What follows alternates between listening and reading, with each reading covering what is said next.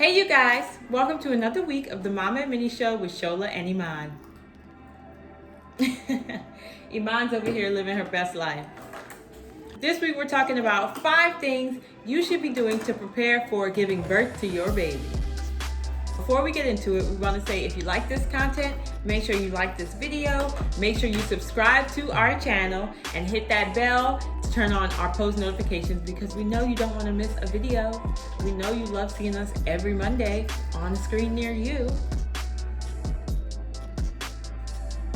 Divas. Hi. Say hi, yeah. Is it good? Who you rolling your eyes at? Girl! I'm gonna deal with you later. Also, if you haven't already, check out the Mama and Minnie Show blog. It's linked in the description box below and it's full of cool blog posts, things that don't make it to our videos, they make it to the blog. So it's very informative and helpful, I think, so check it out if you get the chance. Okay, so as a first-time mom, when you're getting ready for D-Day or delivery day, it can be very daunting, very nerve-wracking. You're full of excitement. You're full of a little bit of fear. You're not sure what's gonna happen, even though you've probably done your research and read all the books and watched the YouTube videos and stuff like that. What happens on the day is things normally don't go according to plan. That's what I've heard from multiple moms. That was my own experience. You just gonna interrupt me so you can get some more snack? I'm a planner. I like things planned to the T, and I knew that giving birth wasn't something that I could plan to the T. I still made my birth plan and everything, even though it didn't go according to plan. But it just helps me to feel better and more organized when I plan out things. If you're like me and you like to be together and organized, or even if you're not and you just want to know going into that day that you've done everything on your end that you could to be prepared, then this is the video for you. So let's get into 5 things that you should be doing before your baby is born so that it goes as smoothly as possible. Number 1. You say number 1? 1? Say 1? How old are you? 1?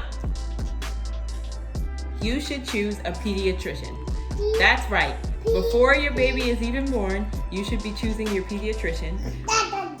When you're in the hospital, if you decide to give birth in the hospital, they're going to ask you for your child's pediatrician to put on the paperwork. This is because as soon as you get discharged from the hospital, you have to take your baby for their 3-day checkup.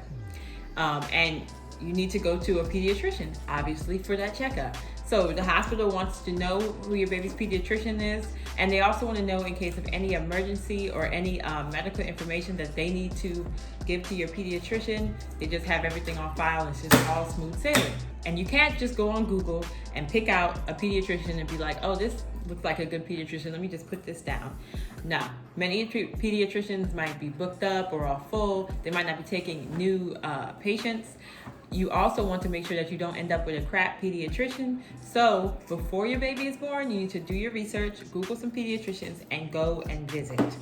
You can schedule appointments to go and visit pediatricians while you're pregnant. Al and I did that. And we went and talked to a couple of different ones, and we checked out the office and we looked around. We made sure it was clean enough, nice enough for our standards. We made sure that the doctor was friendly enough and had a good bedside manner, because obviously she or he would be taking care of our wonderful Mooski. And you also want to make sure that your pediatrician is easily accessible to you. They're not too far away. You can get there easily. In case of anything, you want to be able to get there quickly. So we did that research and we ended up finding a wonderful pediatrician. And we actually had a different pediatrician in that office assigned to us at first because of the demand. But we ended up switching back to the one that we wanted because we just liked her attitude and her care a lot better than the other one they assigned us. So don't be afraid also to speak up and say, no, I want this pediatrician. And if you can't have that pediatrician for some reason, if they're just too full, find another one that you like. Don't settle, because these people are dealing with your kids. So yeah, make sure you have a pediatrician that you've gone to, visited, and verified before you go to the hospital. And make sure you know the pediatrician's name, what practice they're practicing out of, where it is, and the phone number, because you'll need that in the hospital when they ask you to fill out the paperwork. If you want to see more about us picking out our pediatrician and going to our pediatrician, check out the vlog I did on Iman's 4-month pediatrician checkup. Yeah. And there's lots of cute baby 4-month Iman footage in there. So go check it out. Yeah, say go check it out. See baby me. She's like, all right, I didn't say all of that, but I'm saying all of that.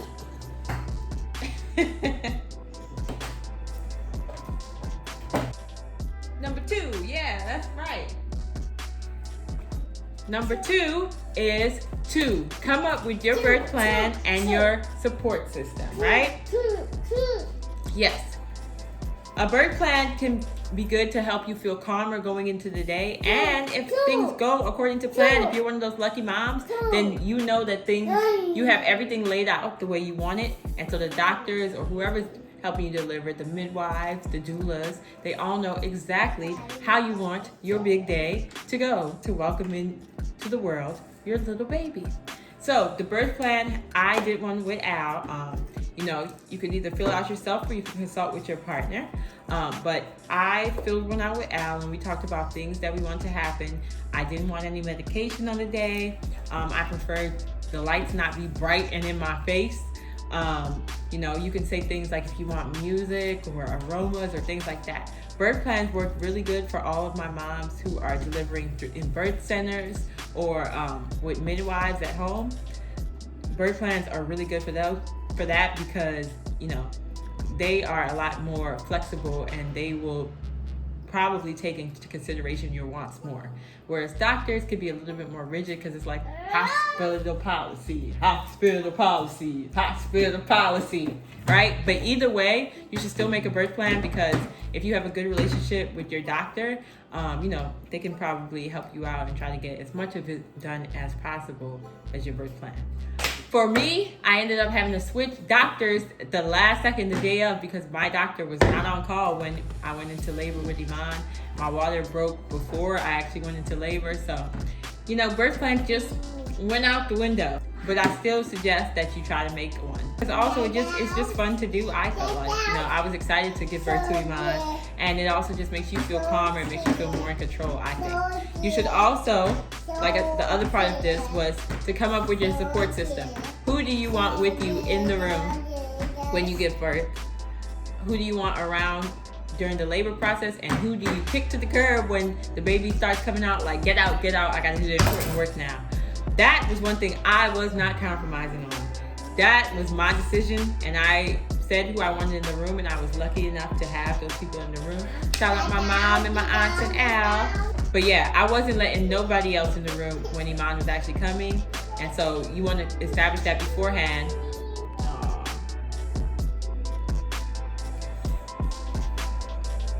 The actress. You want to establish that beforehand because you don't want to have to be dealing with that on the day of,